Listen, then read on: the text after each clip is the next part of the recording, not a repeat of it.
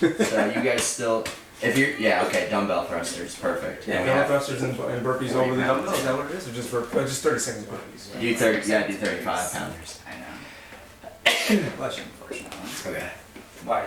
Because we don't have. We don't. Everyone. Good job. So Matt and Max are a team, Liz and I are a team, Phil, you're on your own. So you're gonna be slightly different. We are doing us for 50, 40, 30 reps of deadlift and handstand push-ups as a team. So Matt does 5 deadlifts, you do 5 deadlifts until you get to 50, or however you want to break it up. Then you do that for handstand push-ups. You are gonna do handstand push-ups until you can't really. Max, you're gonna do pike push-ups on the box, all right? Until maybe that becomes too challenging also. Then you'll just go default to push-ups, all right? But I want you there as long as But only possible. one person can be working at it. Only one person works the time, so you have rest. And you accumulate good. But those are still tough because they're strict, but it's fine.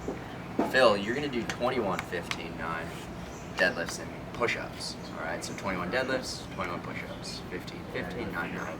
Should be less than 10 minutes, your workout, all right? We'll go over, think about a weight that's maybe around 155 for deadlifts. And then push-ups, just normal. If you want to make it more challenging, you get dumbbells, so then you have to get lower. Lisa, you guys are good. So let's warm up. We're going to do partner up. If you don't have a partner, because we're not a person, just filter in with one of us. You're going to do a round of the junkyard dog, which we haven't done ever here.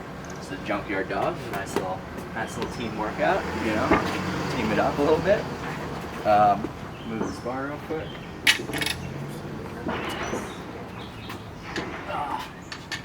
Who does the junkyard dog? All right, Matt. I was just gonna say this over under. You're gonna jump over. We used Come to do here. this with Craig all the God. time. Jump over my. Stay behind Over me. his arm. Jump over my arm. Jump over my legs. Oh, Jesus. Jump over my arm. You're gonna do 10 reps of that. All right, that's one. That's one rep. That's one. We used to go So under after his 10 back, reps right? each of that, you're then gonna do junkyard dog finishes. You're gonna jump over me, Matt, and then you're gonna go under me. Yeah, that's the. And that's 2 reps. All right, 1, 2. You're gonna do 10 reps that total, so 5. All right. Let's do that real quick. 10? Is it 10 jumps or 10 around? 10 around. 10 rounds. 10? Be 10 quick. rounds. Here we go, Max. You're up. 10 arounds. 1.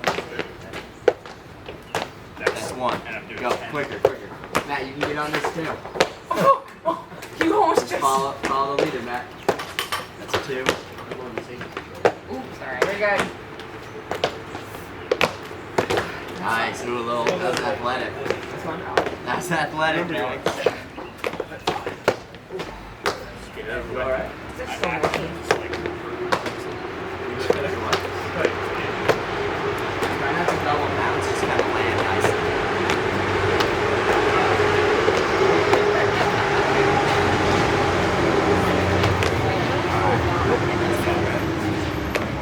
I get that that's like 6. It's not 6.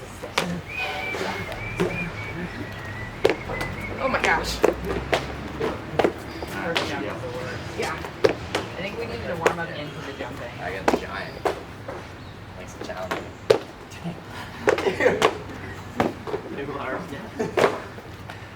No landing, man. That's where you went home.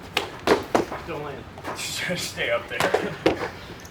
Look at that athleticism. Look at these turns. Tight turns. These turns.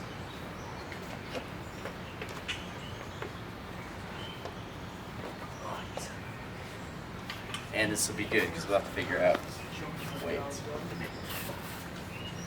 that bad, man? Yeah, I know. Rip pants day. I feel like Max pulled his back out so that I'm kind, and they're like, no, you don't need to do That's like my favorite day. Matt, it's not good morning. All right, bar's just gonna stay at mid-chin.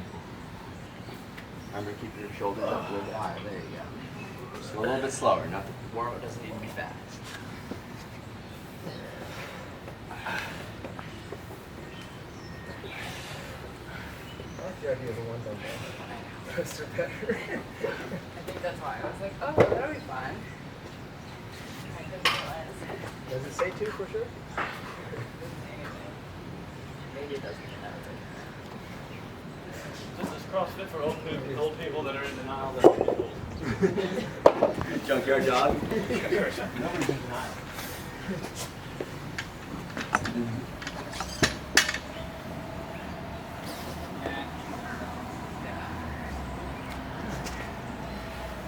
I'm ready whenever you are. Yeah, take your time.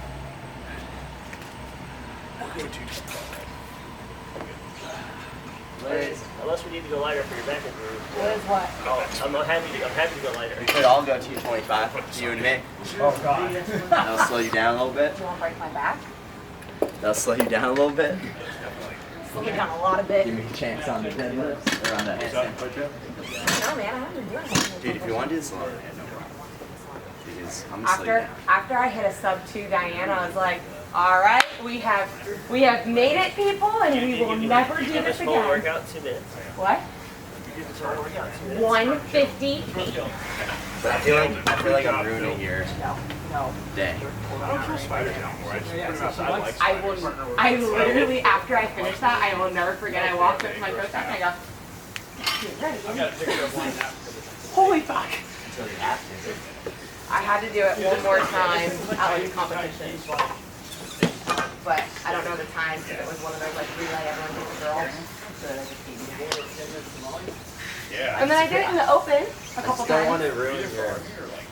Stimulus. Well, it's actually really funny. The year that we made it to the games in 2018, there was that deadlift workout that was like Diane, and then you do heavier 21-15-9 with handstand walks. You remember that open workout? Which one? It was Diane first. Oh yeah, Right handstand into like walk. heavier deadlifts with Yeah, handstand walks. yeah.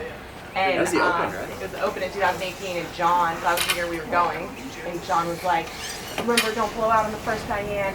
He's like, all right, Liz, you should probably like slow down. Liz, please don't blow out. John's like not good at like handstand push-ups and deadlifts. Liz, you're going really fast. It's like a super fast pace. Like my goal was to do like a 40 Diane, which is significantly slower, right? 40 seconds out of a 2-minute workout. I'd rather not be in your thing if Take possible. your time. I'm breaking my abs. I went on Berg on handstand and broke the deadlifts. And by the way, so it's like, probably fine right now. Like, she's like, she's not breathing heavy. What did you get on that? Do you remember? Yeah, I finished it. What? Remember what Zoe said? Shit out of your back. Huh? Twice? And when they did the review, here, Zoe and Mike were having balance did it for fun. an argument about how much I can actually bench. No, I'm saying like, I've done the workout twice. Stability. I don't know what I got. Any more weights down there? Yeah, I don't know if we have enough weight for 4 barbells. 165. You might turn. What are You guys these? might turn in this. Why way. don't you take the That way, that way. 40 bars, or do you have enough to get where you Doesn't see matter. that? I'll just grab Or fives. where you just have to squeeze it? No. I can do burpees here, I guess. 165. I just mean like Mac did. 45 plus 70. It's not embarrassing to get it all the time. Pick my ankle yesterday walking here, so it's just hilarious that isn't never happened. You might be just saying, it's just my walking. So, like, right, so you have 100 plus 45. why don't you just do 115, 215 right now? You're 215, so you need 10 more pounds. 215. It's like walking. Right? Because 115 is the bar with 35, and then 100 pounds of weight. 2 fives on each side. Instead of the other. And it's literally the first major work I've done this morning. So I was just like, oh, fuck.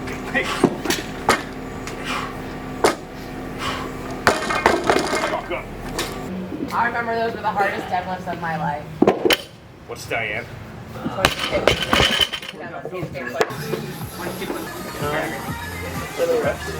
Alright, here we go. It's only 1 rep if you You want to start? 3, 2, 1. Just keep it Go. total count. Fine.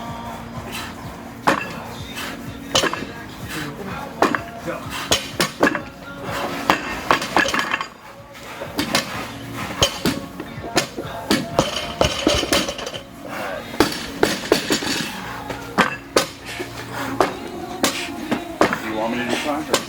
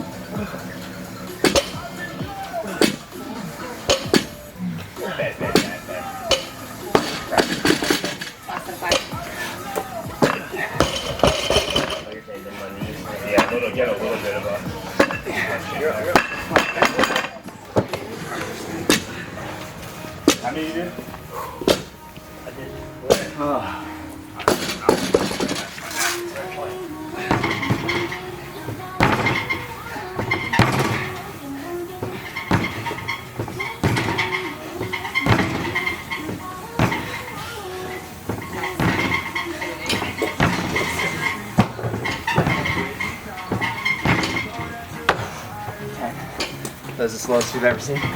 No.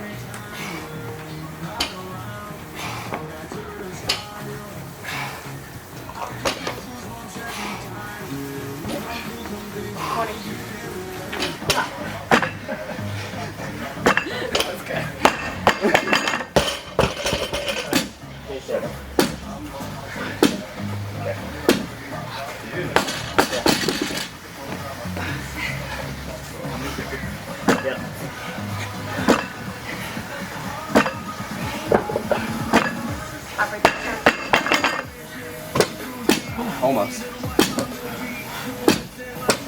Okay, you want to be like Halfway, right? 20? 420.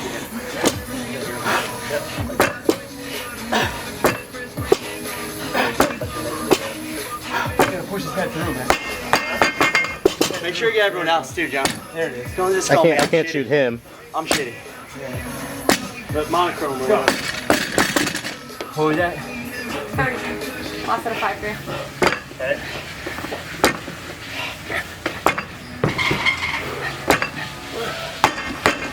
I don't. Yeah. I think you need to be more vertical. He does. The box falls all over. He's fine. I mean, he's not fine, but I'll fix it next time. what you need to do is leave your feet, walk your hands in. Okay. But leave your feet So in the center of driving the your box. hips to the top. It makes it more challenging, which is why you're defaulting to that easier position. Easy's relative. It's still hard. 6. So we're at 16. Just walk your hands in a little bit.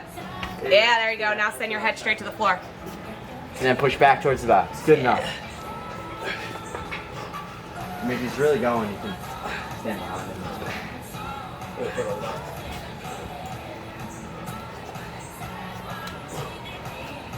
Come on, Lisa. Nice. All right. Okay. So 26. It is my turbo. Dude, tomorrow, that workout sucks that you guys are doing. 30-30. Truly, as hard as you want to make it. Oh, totally. How I felt today, I would have been like, 31. I'm getting into the 4s and 5s. Same as you. We're at 7. Oh, round 7? Yeah, that's round 7. We just finished 7. that. That's why I'm not really like reps. I can do that. Let's think about benching. 3 more. 7 and I'll do mine. There we go. Sure. You guys should bend. Yeah, go for 7. Yeah. I want to work Maybe for not. it. You could do 2 plus 1. 2 Two cleans, 1 clean jerk. jerk. Oh, that's not a bad idea.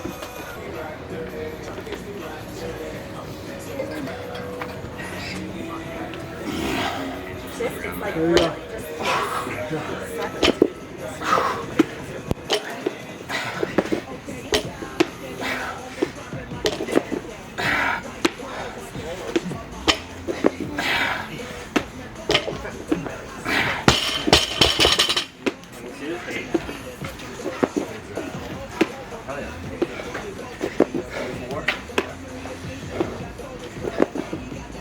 Oh, I do not have finger pain today. Sweet. Last one.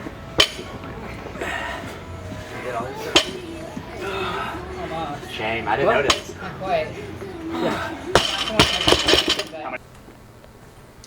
So tell me your name and what you do. Yeah, I'm Mike Marone, and I'm currently in the health and fitness space. And what I am doing directly is working for CrossFit home office, or as some people would consider it, CrossFit corporate, helping to promote and enable value to affiliates or our gyms around the world. And can you tell me a little bit more about this organization? Yeah, so CrossFit is it's a global leader in health and fitness. We have thousands of boxes, or gyms as we call them, affiliates around the world. And we really are promoting health, happiness, and performance, and trying to deliver that in the most accessible and inclusive way possible globally. And why do you personally do this? So I do this because I love seeing the change and transformation in people. I love what fitness and health brings out in individuals, and allowing them to not only see physical changes in themselves, but mental and kind of awareness around their body and their mind, and really how that transfers outside of the gym, and what it means by growing inside of the affiliate or the gym space. how they can transfer that into their own lives, into their everyday activities, be that with family and work or otherwise. I've been involved in this space for a long time, since 2008. I incorporated it myself in the military. I was able to kind of leverage these skills around CrossFit and fitness from a strength and conditioning standpoint, and how that applied to the military. And now I like to carry that further and really see the change in people themselves. I'm just putting on some backup audio as well, just in case. This is actually the first time I've used this. Okay. Was that too long? I'll be able to cut it.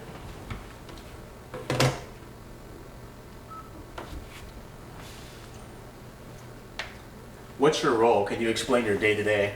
Yeah, so I'm the regional manager for the Eastern U.S. gyms. So think basically the Mississippi River down. We have a West region manager and an East region manager. And I'm in charge of really all the kind of strategic touch points that we have with the gyms, making sure that we're delivering the services and the products that they need to be successful in their business. So it's everything from kind of the tactical level outreach all the way on up to the more strategic level initiatives that we're putting out in the market. And what was your life like before, and how has it changed since you started working for CrossFit? Yeah, so my life before this job was probably pretty unique in a sense. When I graduated college, I immediately went to the military and served in the U.S. Army for just about 8 years, stationed overseas almost the whole time. Germany, Italy, Korea, Afghanistan, just some small stints in the U.S. for training. And during that time, I was doing CrossFit from a kind of recreational standpoint, as well as coaching in and out of gyms around the world. When I left the Army, I came over here to DC, where I currently live, and I started grad school at Johns Hopkins here in DC, and I kind of worked my way a little deeper into the CrossFit organization, onto their seminar staff, which means we focus on the training and education for individuals interested in becoming a CrossFit coach.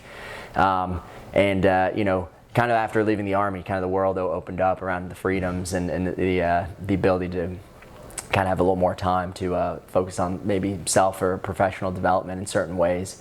And then from there, I joined a consulting firm, Deloitte, and was there for almost 2 years before really transferring what was such a passion and deep love for fitness and CrossFit itself into a full-time job. So I think ultimately what's changed the most is my happiness and ability to work hard, play hard for an organization that I love, both during the day when I'm working and outside of that when I'm playing. And what keeps you motivated? Yeah, ultimately it's just such a crazy love for this community, this CrossFit community. Seeing how it brings together individuals, and you really become like a family. And within that family, you're seeing how people grow and adapt and change to become the best versions of themselves through fitness, through CrossFit and this methodology that's meant to change lives in a positive way. So I'm going to ask you that one again. Make sure. So the thing that keeps me motivated every day, or the thing that gets me out of bed, okay, something along those lines. So what keeps you motivated? Yeah, I'll tell you what keeps me motivated. What really gets me out of bed is seeing how this community, this CrossFit community, changes lives. How you go from having potentially individuals kind of that may not be as start over. So what really keeps me motivated or gets me out of bed is seeing how this community brings people together and how it changes lives. We really shape kind of quote unquote families around this methodology, and we create the best versions of people here, and people see that that reflection in the mirror as well, and they grow and they transform into a way that's not only healthier and happier, but also just more productive. What I really also love is how this methodology and the CrossFit organization just gives back to people in such a great way to ensure that it's accessible to as many as possible. And what do you hope for in the future? Well, that's a great question. What do I hope for in the future? And I think what that ultimately is around CrossFit is that this product service methodology that I've been so used to for over 12 years, that it's not only more robust long term, but even more so that we were creating the products and the tools to enable gyms to grow at a rapid pace, so that we are transforming millions and millions and millions of lives around the world through this methodology. And I want people to enjoy doing it, and I want to see it grow to the greatest extent. And what are you afraid of in relation to what you just mentioned? Yeah, so I mean, what am I afraid of? I think ultimately it's that we, really just keep up with the pace of technology in people's lives and make sure that we're adapting this methodology and keeping it pure in its the sense of how we deliver it, but also adapt it to meet the evolving needs of people, whether that's tech or just the fast-paced lives of individuals, and how that's going to continue to grow, and that we can really deliver the same quality service and training regimen just through different means potentially. So you talked a little bit about the adaptability, and this is kind of just me talking to you now. So obviously this has been the most adaptive open, the most inclusive open, the most inclusive games. Can you talk a little bit about like that adaptability and applicability for everybody, like the infinite scalability thing? Yeah, I'd love to talk about that. Yeah, quote unquote infinite. CrossFit is infinitely scaling, is what we say. That's great. And this kind of is more on the side of the seminar staff that I'm on and the training. We really take to heart and deliver the message that CrossFit is for everybody. It's for the most elite games athlete who's lifting 300 pounds overhead, and it's for our grandmother who's lifting a broomstick overhead, and everyone in between. And what we can do is, no matter injuries you may have, adaptive, or lack of mobility and issues potentially. No matter what those are, we have a training regimen that can serve you, and we have the coaches who are able to identify an individual, meet you where your needs are, and we call that, at the end of the day, CrossFit is intense relative to your capabilities, your physiological and psychological tolerances, and so no matter where you are in your journey, we can assure that we are decreasing weights, modifying movements to meet you where you are, to make this as accessible as possible for that single individual.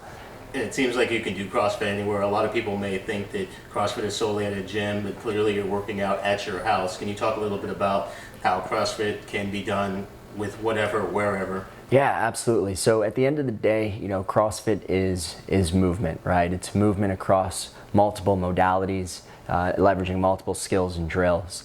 We can look at different rep schemes, how that affects volume, different distances, different movements themselves, different objects that we're lifting. I'll say by and large, this is done in the community does this within a gym, within an affiliate. But I'll tell you kind of two things that really changed my mentality around that. One was deployment in Afghanistan, where we have limited equipment. We have sandbags, literally, that we're grabbing from a wall or something. We have, ammo cans that we're carrying. We have maybe our weapons or our rucksacks. Using these tools that we have to create these similar movement patterns that a barbell or dumbbell would. Another thing is COVID. COVID completely changed people's kind of perspective. We got kind of sensitive and a little comfortable in the affiliate or in the gym, and if we didn't have that the high-tech concept 2 rowers or the nicest barbell, we weren't really willing to work out. COVID changed that mentality completely. We went from having all the equipment at our fingertips to really nothing, and how are we going to adapt this methodology to still be successful, still move, still get a workout, but with the limited resources that we have. And we did it, and we're successful. I think it's completely changed kind of people's perspective of where to work out in any one day, that this can be done at the park, this can be done in your backyard, this can be done in the gym, this can be done at the beach, and it's really opened kind of the world really the accessibility of CrossFit to anybody, anywhere. And so what are some of your challenges, and how do you tackle them? Yeah, so some of the challenges that I have is really, I think, in the sense of CrossFit, breaking down the barrier that it is accessible, that it's not something to be feared or dangerous, and really having those conversations of why, if you want to do it, you can do it. I never try to force anyone into it, but just try to have that conversation around, what is CrossFit at the end of the day, and what it is an exercise regimen in its simplest forms that's going to make you fit for any and everything, right? The unknown and the unknowable. It's a general physical preparedness program to meet, again, the individual where they are. And I think the biggest thing is not to push people to those that are hesitant too quickly into the gym, but to really just make sure they're known that they're welcome anytime. There'll be something there for them, should they want that. And so what's one thing many people don't know about you, and what would surprise people about that? Oh man, Let me think about this one a little bit. Yeah, Liz, you want to go up? Yeah. Yeah. Sorry. So I'm not going to stop it, but I can obviously. Yeah, of course. No, Yeah. I was like, I can crawl. Okay. Just close the door, Liz. No, I'm gonna shower with it wide open. I'll wait for her to.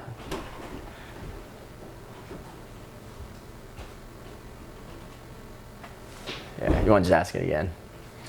So what's one thing many people don't know about you, and what would surprise people about this? Yeah, so I think, what would surprise people about me or something they don't know, I think that, I'm deeply emotional person, and I think I have, I try to be carefree in a sense, that's maybe changed as I've gotten older. I'm not as reckless, potentially, but generally, like, I think I have a very outgoing personality, but there's definitely some introvert in me, in kind of a sensitive side that may surprise people.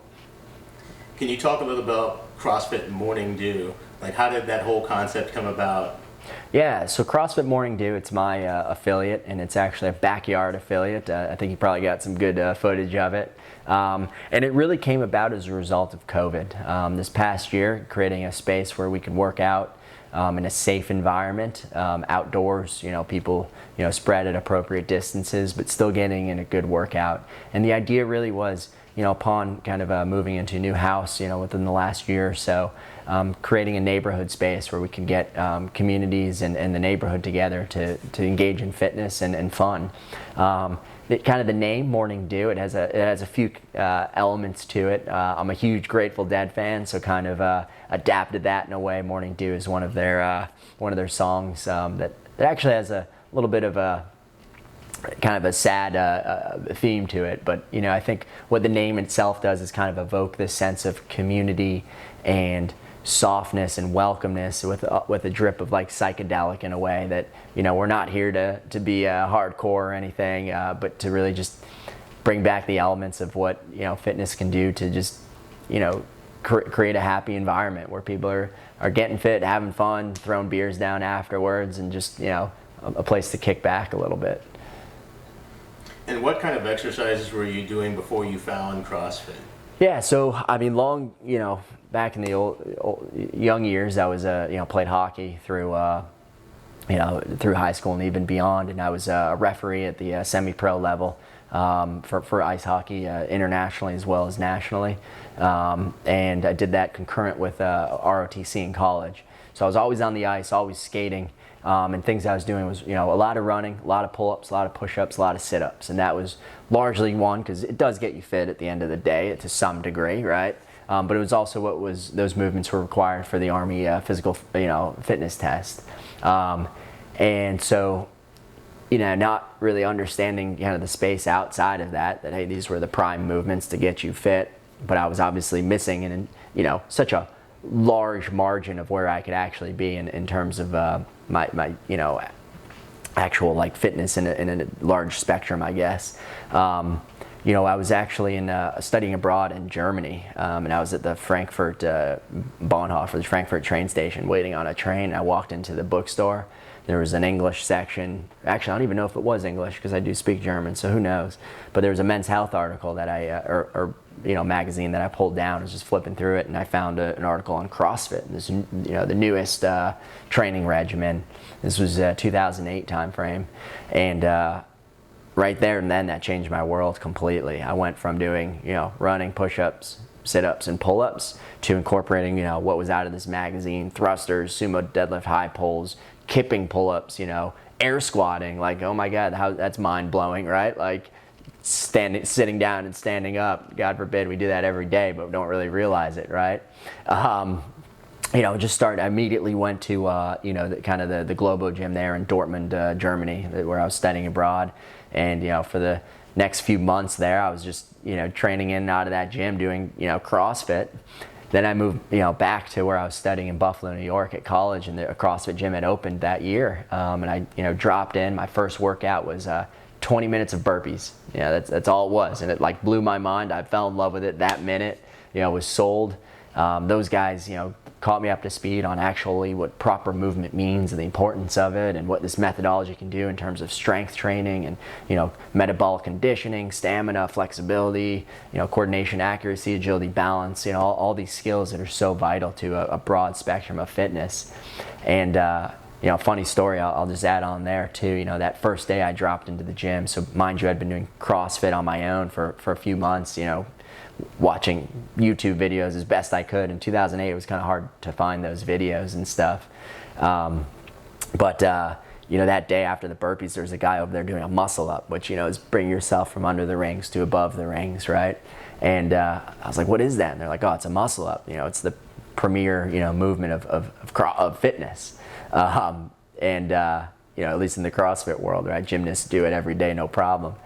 I was like, I want to give it a try, and I hit that muscle up first time ever, no problem, which is something for those familiar with that movement, it's something I'm kind of proud of to this day. Like, first time ever trying muscle up, nailed it. So, yeah.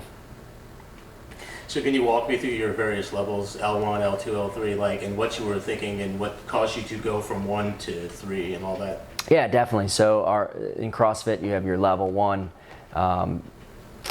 trainer course, level 2 trainer course, then your certified CrossFit trainer, and then your certified CrossFit coach. So it's L1, L2, L3, L4 respectively. Your L1 is kind of your foundational course that you need to take to become a CrossFit trainer, and it's a weekend course, and I took that relatively quickly after starting. I think I took it in 2010, so about a year and a half or so after starting CrossFit, 2 years maybe. And that was really, you know, a result of, you know, being at CrossFit Buffalo for a long time, started to like do some shadowing and things, really just fell in love and knew I wanted to coach, but also knew that it's a great course for just development, self-development. So from there, you know, 2010, just started, you know, coaching in gyms, got stationed around the world with the Army and stuff, and anywhere I was, I would coach. It wasn't until 2015 when I came back to the States, and that was really a result of like deployments and just the lifestyle over in the military overseas. It was just a little challenging to get to the L2, but I did take like other types of courses in between, gymnastics, endurance, some other training camps and stuff. But it wasn't until 2015 that I took the L2 back here in the States. And that was really more focused. I wanted to continue to progress and develop and you know, get feedback on my coaching and stuff. And then in 2018, I took the L3, which is just a really long test, just test your knowledge. And I knew, you know, ultimately I wanted to, you know, make my way, or at least try to join the seminar staff. And that was a requirement to have that L3. So I passed that and, you know, applied for the internship with the seminar staff, and kind of the rest is history. Did any of this influence your decision to get out of the Army? Did any of this influence my decision to get out of the Army? So I will say yes. You know, I was actually in Germany after my first 4 years in the Army, and I was very close. I had my packing in to get out and open a gym in Germany. I had everything lined up, and then honestly I just kind of got cold feet, didn't feel like the business plan was sound enough, and that the acquisition of the gym was really in my favor.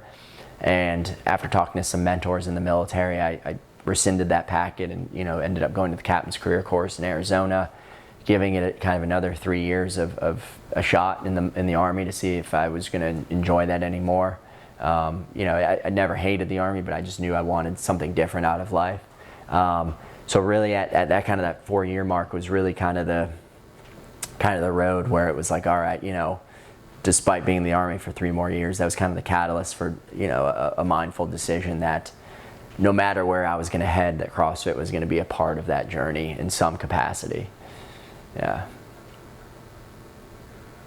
So you talked about COVID is basically what started to the affiliate application, and then also like acquiring all the equipment. So where do you want the affiliate to go? Because I'd imagine since you own the name and the rights, now it's here, it could theoretically be anywhere.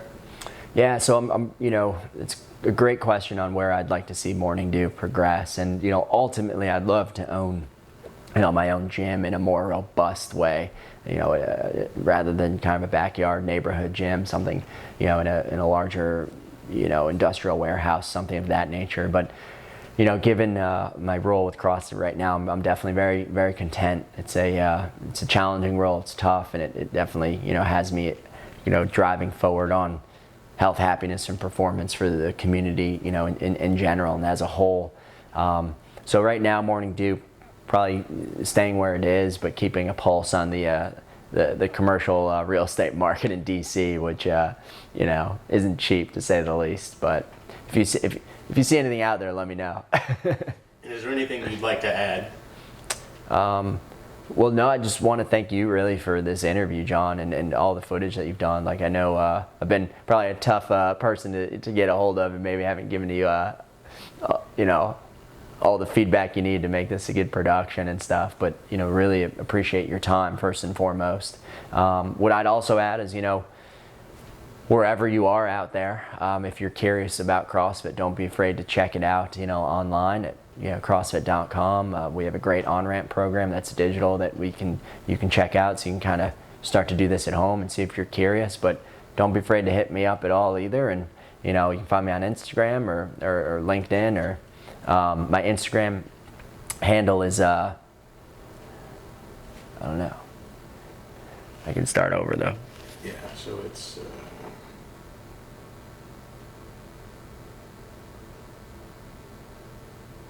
so something along the lines of either your personal one at mmarone2 or CrossFit Morning Dew. Okay.